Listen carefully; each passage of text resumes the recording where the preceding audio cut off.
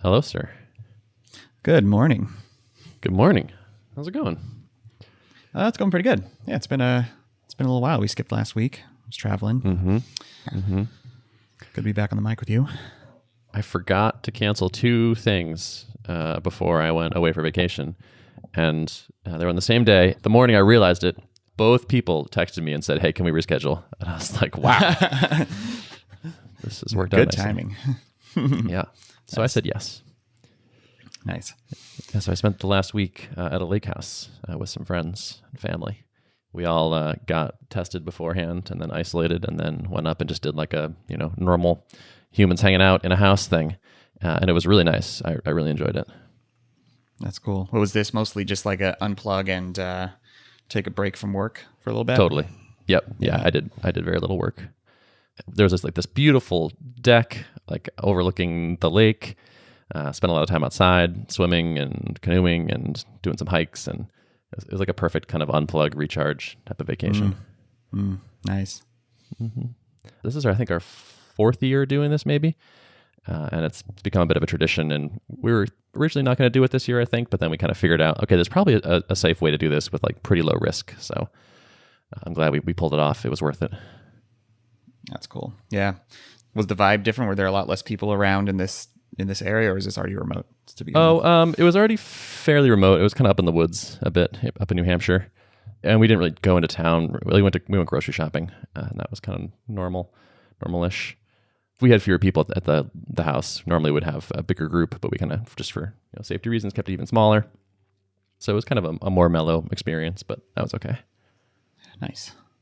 Yeah, and I had a very cool thing happen while we were there, which is I got a message from Mikey, our developer, at one point, and he was like, "Oh, I had this kind of breakthrough on the product. I found this really cool thing that we can do." Ooh. And I was like, "Ooh, that's great." And then like a day or two later, Zace, who's been working on sales for us, was like, "Oh, here's the PO for this, the biggest order we've ever gotten yet."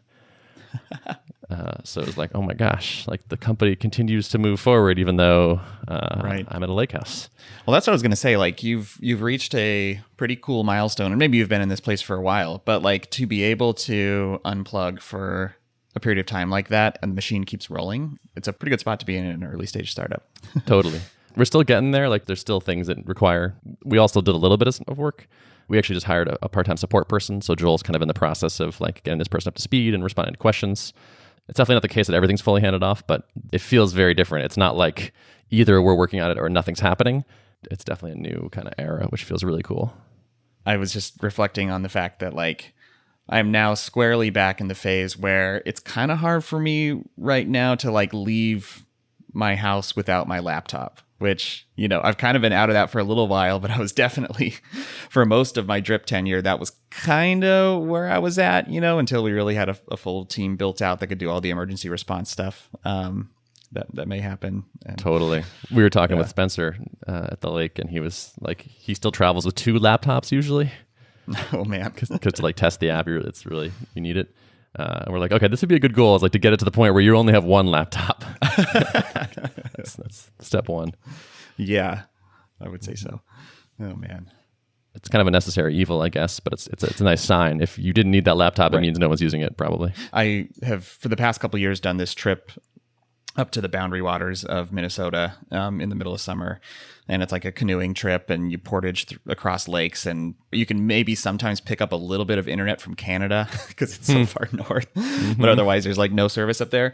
I was bummed to miss the trip this year, but also like kind of preemptively planned. Like if I can go on this trip, something is really wrong. Like that means that I don't have a serious enough product in the wild that requires my attention, So, gotcha. Yeah. So kind of a good sign. Yeah, I would say so. That'll be one of my goals, once I launch, like, and get to kind of default a live status. It's like, how quickly can I get to the position where I'm not always tethered to my laptop? And that's one of those like quality of life bits that I probably should have worked on sooner at Drip, and probably contributed to a little bit of burnout. Just the fact that like, and if nothing else, annoyance from my spouse, Can you leave and not bring that thing with you for once? Right. So, well, it seems like Drip was probably way more operationally intensive than most web apps would be.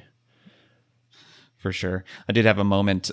So I'm going through the official like getting Mighty Cow listed in Zoom's marketplace, which is kind of a requirement to be like an official like OAuth application that integrates or whatever. And to get like full on certification, you have to go through a couple of steps, and there's like a security review process. And so I filled out a questionnaire, probably not unlike the type of questionnaires that you have to fill out from time to time for Tuple. And then just randomly, like a couple evenings ago, I think they started doing like a basic set of battery of tests, automated tests against the production application. And I started getting like, random exception notifications, like attempting to put a null byte in an email address field and all that kind of stuff. And like, that was a little disconcerting. I was, having a picnic with friends and looked down and like my phone's blowing up. But it was all like, I think it actually passed the test, it's like nice. Threw exceptions in the right places and stuff. But I was like, this brings me back. Kind of some nice like free QA right there. Yeah, right. A little pen test. They came back with one little thing. They're like, can you disable TLS 1.0, 1.1 on your SSL setup? And I was like, if that's the only thing you come away with, then that's pretty good. I feel sure. Good, Yeah. Nice. Yeah. So are you in the store then? I think by the time this episode goes live, I expect to be fully, I'm like pretty deep into the process at this point. So cool. Yeah. Yeah. Nice. Yeah. So what's the overall status of in Mighty Cow land then?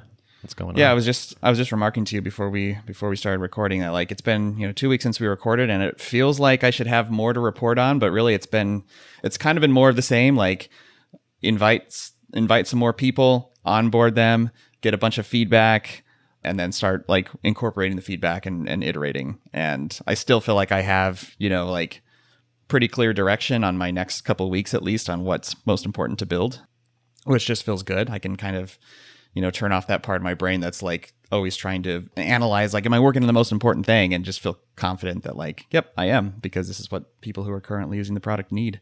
Nice. So I shipped, a number of things, a bunch of kind of UX improvements to the booking page itself to make open slots more discoverable, like loading indicators in case you connected 5,000 calendars and it's taking a little while to load them, and auto scrolling the calendar view to the right spot, and just a bunch of things that like I obviously could have spent probably 2 months total out of the gate like optimizing this page, but that didn't make sense. And so continuing to loop back and make that even better. That feels good to get that in a place where it's like starting to really feel like a really smooth experience. Nice. Are people booking appointments?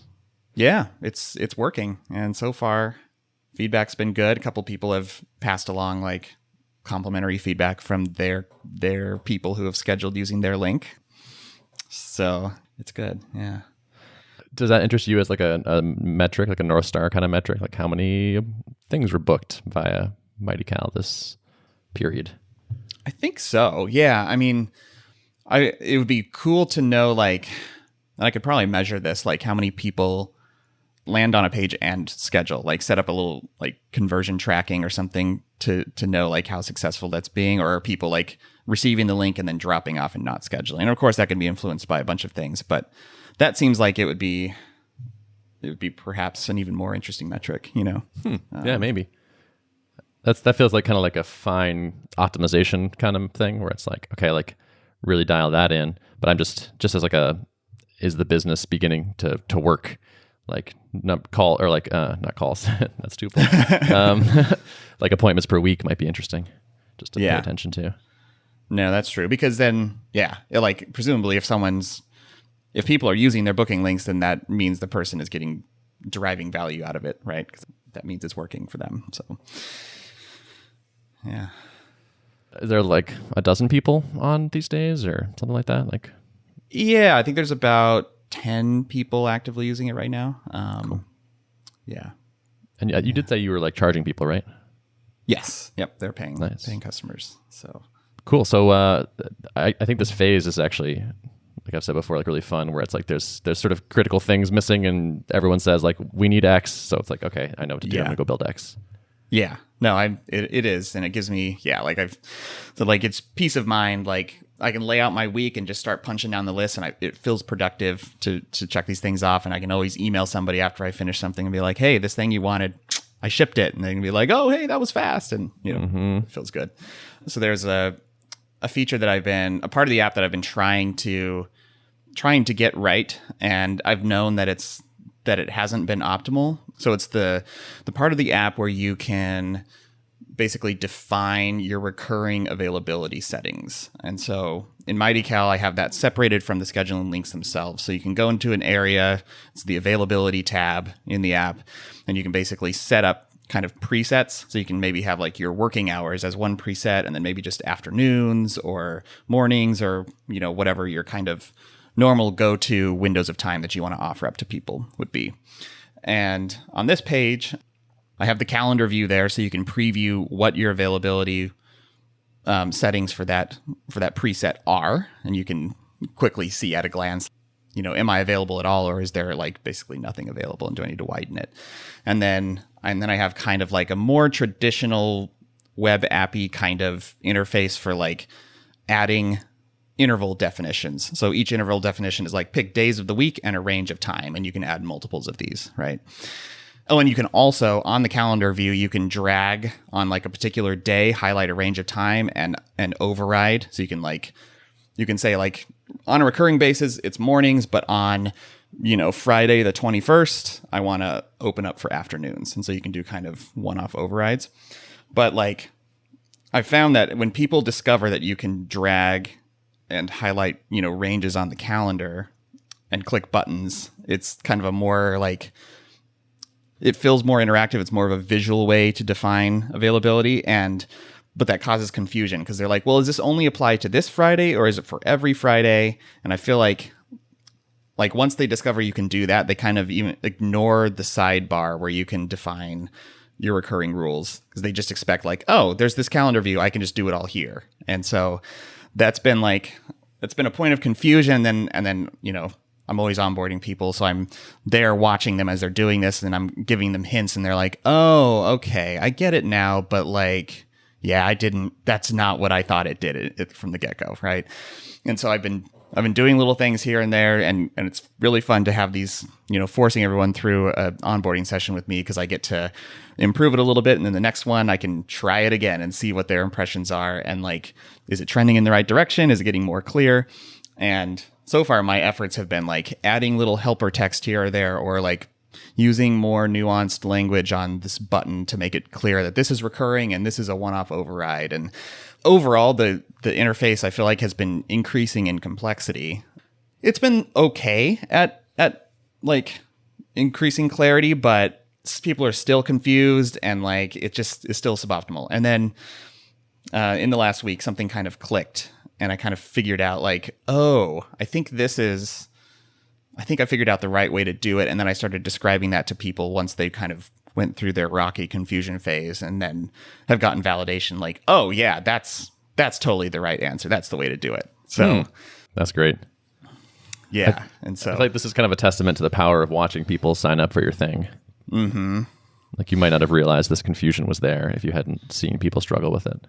Yeah, exactly. And like, so basically the right solution is kind of a calendar view, but like an abstract calendar view. So there's not specific days. It's just, Sunday through Saturday, and the days of the week, or in the times of day on the left. And then, still like you can drag a range and open it up, and then you're just defining recurring rules basically on this kind of abstract calendar.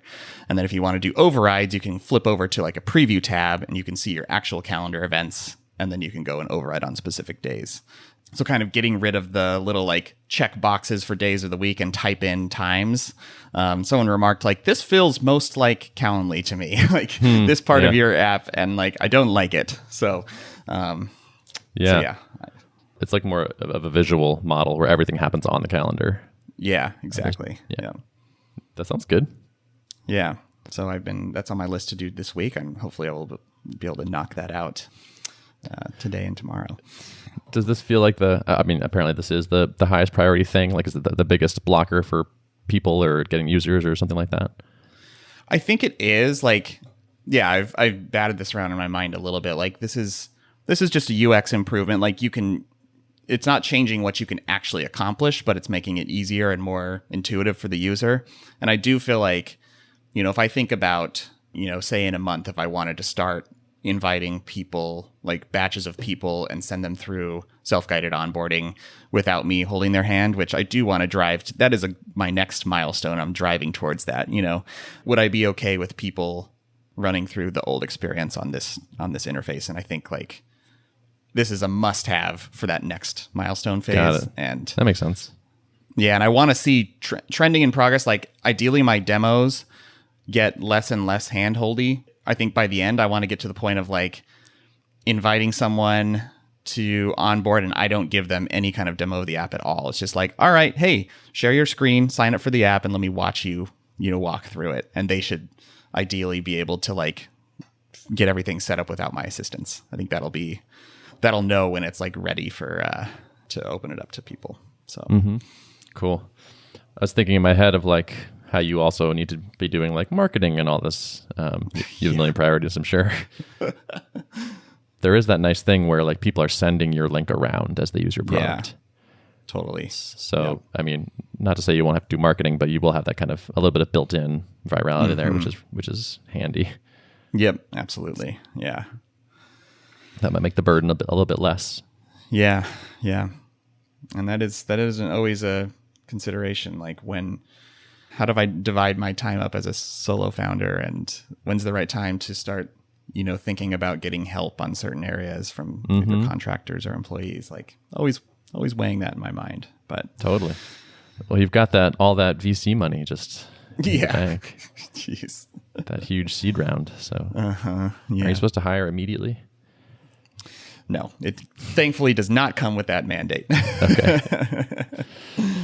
That's good.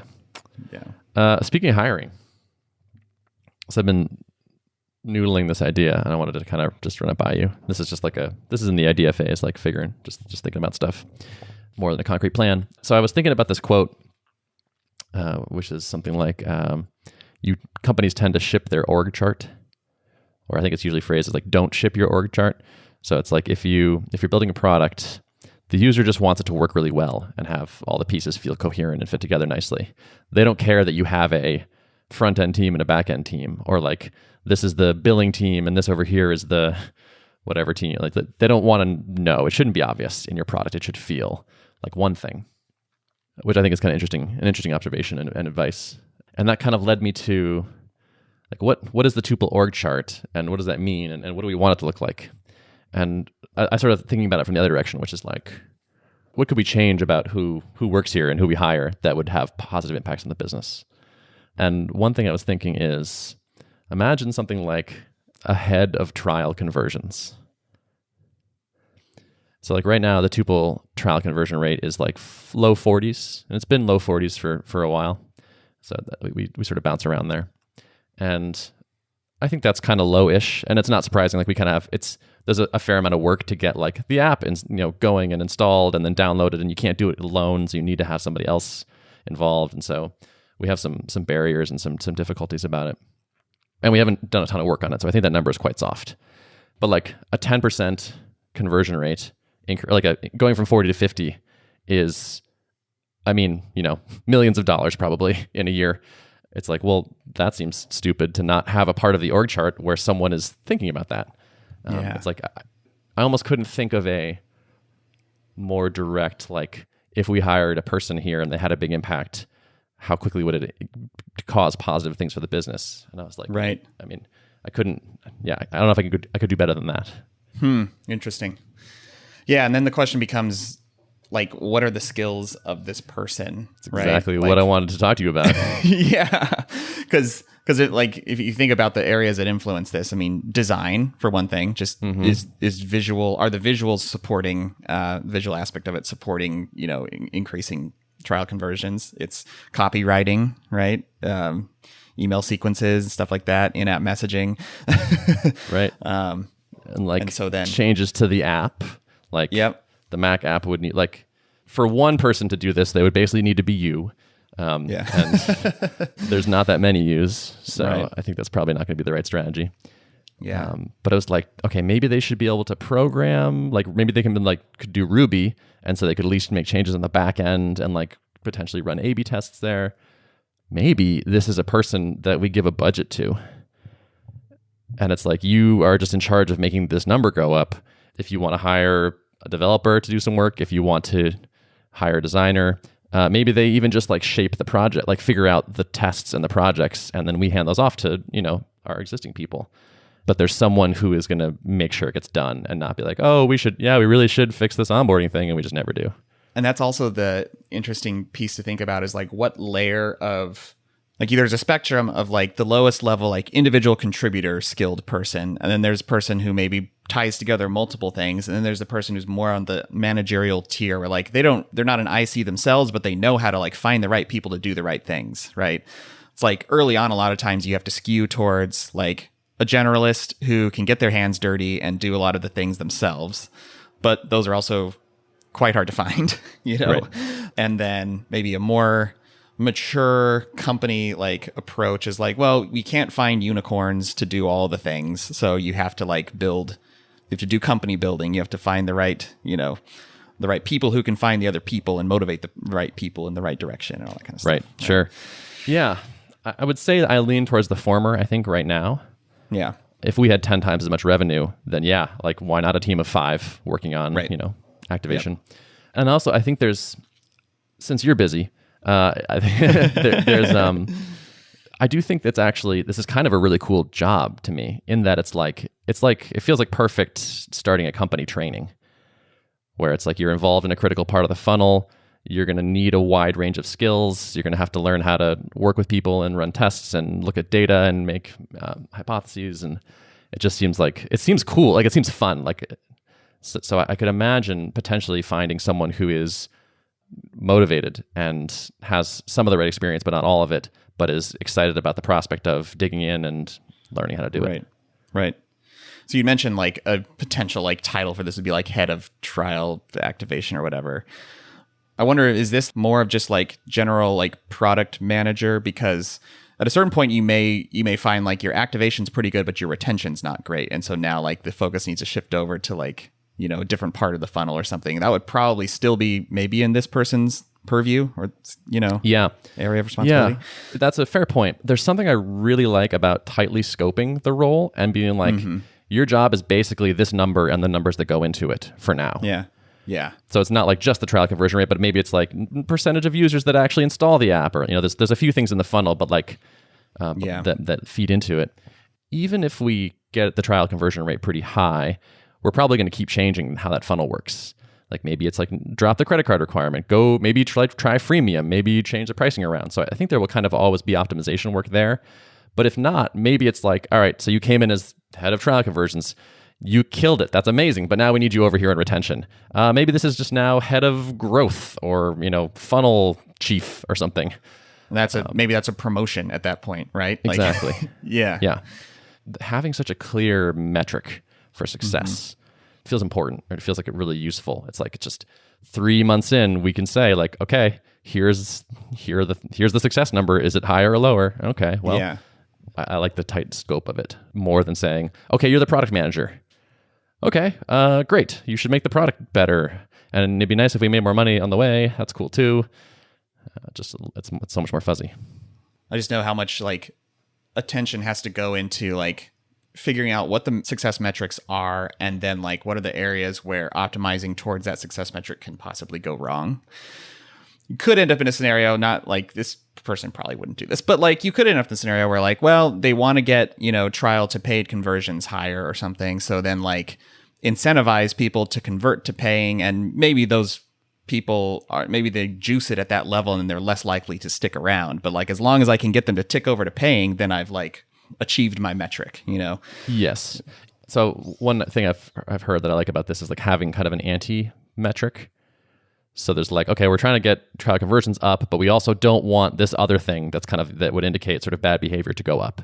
I say I like the simplicity of having kind of a tight focus on a particular thing, but in reality, there would be more data going into their performance. If marketing is having a great month, we're going to get more leads in that are probably going to not be as good a fit as our normal. And so I would expect to see trial conversions go down, even if we're doing a good job. So there would need to be more considerations than just a single number. I think we could come up with a few that give and like also make that part of the job. It's like, hey, like you should be maintained. Like I want to report on this part of the funnel every week, month, whatever. and let's work together to figure out the best ways to evaluate how it's performing. I like it. So you think, how far away do you think you are on like open up a rec for this? I mean, I talked it over with Spencer. He was on board, thought it sounded like a good idea. He was like, and to me, it's like when you come up with a thing like this, why would you not do it now, assuming the revenue is there, and it is? And even if it weren't, it's like, we think this thing will potentially generate millions of dollars. Okay, well, let's wait 6 months and then we'll do it later. Yeah. So I don't know. I'm fired up about it now, but I'm still kind of like talking it over with people, and we'll see. But I could see us potentially trying to find this person. I think this will also be a hard person to find. Like, I think it's like the right person will be a little tricky, but there's probably more archetypes that would work here. I don't think anyone's going to have all of the skills, and so maybe there's sort of a wider. We can cast a bit of a wider net. Yep. Right. I like it. Coming with these roles that are kind of defined by, like, have sort of clear success metrics feels like maybe a good way to go, like a nice way to find the right people and also just like make it clear how it's going. Where it's like, we're looking for like a WebRTC expert right now, but also like, what if this person were like the head of latency? You know? Yeah. It's right. Just like, okay, like your first job is to instrument the whole thing and give us some good aggregate number of how tuples latency is across the world and graph it, and let's track it over time. And it's like, oh, well, I have a hunch I know what's going to happen to this number. Right. No, I like that too, because one of the things that we started doing at Drip as like our engineering organization grew, and we started like instrumenting things. We had like tons of Grafana dashboards that were like showing us all kinds of metrics all the time, right? One of the things that like our kind of more seasoned engineering leaders started encouraging us to do, and at first I kind of pushed back a little bit against this because I was concerned that it would have us focusing on the wrong things. Like we were looking at like nuanced different like queue performance metrics, and like I want to make sure this queue performs quickly and doesn't back up too much. And they kind of encourage us to like step back, zoom out. They're like, well, what is it? Does it actually matter if that queue backs up and gets a little bit slow? Like, what's the end user impact? And so like we focused on getting our dashboards and on the metrics we were watching all the time, focused more on end user metrics. So it became less about like, is, QC have a large backlog in it and taking a long time to flush out. And it's more like, well, what's the average time for a broadcast email to send? What's the site latency, and how long does it take on average for segments to show up for the user in the UI? So like tying it back to end user metrics, the things that the users actually care about, and driving towards making sure those things are staying within an acceptable range. And then everything else kind of flows from that, So that's where I like that latency piece, because that's something that users are actually feeling. And then that's, of course, influenced by a bunch of other things, but that is, probably a really important metric to be watching all the time and optimizing for. Totally. Yeah. Agreed. I like that user focus. And like we have like a call quality rating that we collect when people like rate their calls after the fact. And it's no one's official job to make that number go up. And so it mostly doesn't. It's a good number, but it hasn't gone up in a little while because we're just, it's maybe not the most important thing. It's an important thing, but maybe not number one. And also just like it's competing with a lot of other priorities. But when you make user facing or like user beneficial metrics someone's job, that seems useful to me. Maybe this is just an indication that like we need to do a better job of like setting OKR type goals. Like we could hire a general product manager and say, this quarter, your job is trial conversions, and next quarter is going to be something else. So there's other ways of thinking about this, I think, obviously. Yeah, I mean, I suppose so the tight scoping is a pretty interesting thought experiment, but I wonder like would someone who's looking at this role be concerned that maybe it's too narrow? Like I want to be able to spread my wings and influence the entire tuple funnel, and like maybe this is too narrow. Like that could be something you might experience a little pushback. Yeah, I think I would want to write that into the job description, like expecting that it's certainly possible that with time, like over time, you get more of the funnel, or we switch your responsibilities. Maybe we get to like 60% trial conversion and like say, wow, that's really high, and we've worked on this for another 6 months, and we can't get it higher without heroic efforts. Yeah, let's put you on something where the metric is less rosy, and you can have another impact. Mm-hmm. Like if a person proves to be effective, and then why not give them more? Let them blossom. Right. Yep. I think it's kind of like the narrow part of the wedge, perhaps, for the right person. Nice. It's cool to have a funnel worth optimizing. Right.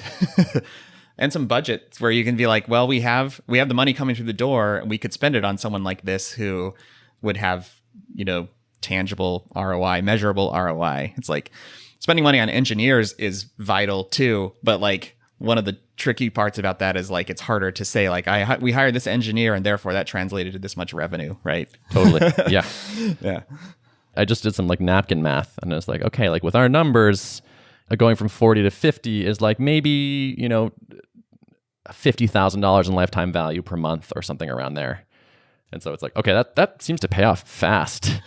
Right. So right.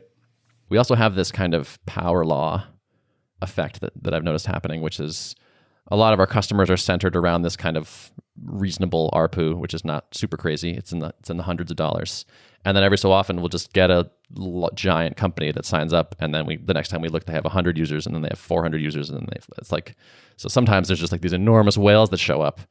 Maybe we tick one of those over from lost to one because they had a better trial experience, and it makes, the year basically. Right. Yeah. And you can practice on all the smaller fish and see, is it working? And then the next time a whale floats through, hopefully has the same, nudges things in the right direction for them. And so, so my arithmetic is like, okay, like on average, I think maybe this will have this impact on us, but like it could be that there's a couple, marginal ones that have much bigger impact than that. Yeah. So, do you think that the big whales have the same, like the work you need to do to optimize conversions for those companies? Does it have a lot of overlap, do you think, with the kind of run-of-the-mill sign-up small team? I think it actually does, because they mostly are like engineers signing up, trying it with a coworker or two or three, and it grows. Yeah. So it's not like, oh, we need a single sign-on setup before we can even try this, or like sign this legal agreement. Most of the time, it starts like every other customer, basically. Right. They graduate into a more complicated sales process sometimes when they have to, but sometimes they just don't even. They just kind of get big, and then each new person hits that funnel again. So if we have 100 users and we invite the 101st user, whether or not we start charging for them and they start using the product is again just another. It's the invite funnel. And that's not maybe as important as the first person, but it's still important. Yeah.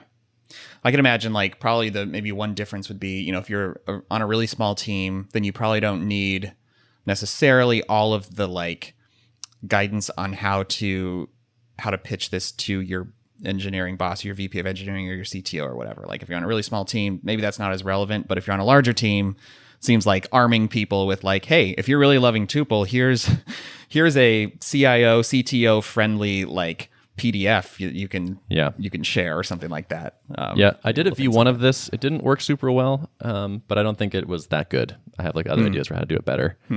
This honestly is a thing I would see being like a part of this person's job. It's like this one project we might try. It's like, what kind of emails can we send or reports can we generate or whatever that will help, might help move the needle here. So quickly, do you have any thoughts on like what this person might be shaped like? I can't decide. Like, do they need to be able to code themselves? And like, because no one's going to be able to write Ruby on the back end and also work on the Mac app. And Mac app people are super hard to find. So let's maybe assume that they're not going to work on the app itself. Maybe they can do like mock-ups and say like, here's how the feature should work. Can you please do this? That seems okay. Yeah. I think it makes sense, like to be able to at least make basic HTML updates feels like you would want that skill set, I think one thing is like, this has to be a person that can kind of, I guess, like they need to own sort of this funnel and this metrics piece. So it's like technical enough that they can, like ideally the first project is like figure out the best way to track other things that go into trial conversion rate and generate reports on those and pay attention to those. And so I don't know. I could see someone who is not a programmer doing this job effectively, I think. But then they're kind of a project manager almost with a particular focus. And so they would need those skills of like working with developers, working with designers, maybe some budget to get some of that work done separately outside of the engineering organization. Yeah. If they can't do their own like HTML updates for to the website, for example, that's fine. But then they will need to have like at the ready some resources to be able to do that, or else they'll have a really frustrating experience. And maybe it'll be, maybe there's enough slack on the engineering team right now to be able to slip in some of these like, hey, can you build out a couple pages for me and tweak copy in this way? Or maybe there's not. Maybe they're like, look, man, we've got bigger fish to fry right now. I don't have time for that, Right. Yeah. It's an interesting organizational question. And so when we hired our first like product manager outside of me and Rob, he would often work very closely first off with our lead designer and, scope stuff out, and then the designer usually took first pass on stuff, and then and of course he was kind of a generalist designer too, so he could do sketch stuff and then translate it into HTML, CSS, and work in the Ruby app and stuff like that. So he himself wasn't super technical. He was just kind of like, would work with developers and designers to implement stuff. Mm-hmm. So, But yeah, that's the tricky piece. It's like, well, how much of a generalist should this person be versus how much should they just be empowered to spend some budget and right. hire out? Yeah, I mean, because there are things that I could see improving conversion rate that are not dev work or design work. Like, if you have the time, maybe be manually reaching out to people. Let's test some there's all kinds of different ways of making this number go up. So they could still be contributing, perhaps, even without tech skills. But yeah, that's an interesting question about like how much slack is in the dev team, basically. Like if they have these things that they want to ship, how long does it take? And if they're always waiting on that, that's not as good as if they could do some of it themselves, right? Mm-hmm. Right. And it's like them doing some of the work themselves, it's not scalable and it's not forever, but it's like if they've got some of that, I feel like this person could be anything, any like IC type of role, honestly. It could be an engineer who's interested in managing this process, or it could be a designer. Like they're very likely going to have some primary individual contributor skill set that they can maybe bring to the table a little bit. Yep. Yeah, that sounds right. Something like that. Like kind of like a Valve talks about T-shaped people, where you have like deep knowledge on one thing and then a broad understanding of a bunch of other things. Yep. And probably, honestly, like a UI UX person is very likely to be good at this type of thing, I think, because they're already kind of focusing on making things usable for humans. Right, exactly. Yeah. And at the end of the day, it's like it's about understanding the people that are signing up and what they want and what's stopping them from getting it and stopping them from being successful, I think. So if you're already used to like interviewing users and watching them use your product and talking to them, that's probably a really good base set of skills. Yep. Okay. Yeah. Well, we'll see. Once fun I have brainstorm this stuff though. Yeah, it's fun. Once I have something, I think my next step is to kind of write up a first version of this, and maybe I'll show it to you and see what you think. Cool. Yeah. Happy to look at it. Cool. All right, man. You want to wrap it? Yeah, let's wrap it. All right. Notes of the show? Notes for the show can be found at artofproductpodcast.com. Thanks for listening. See ya.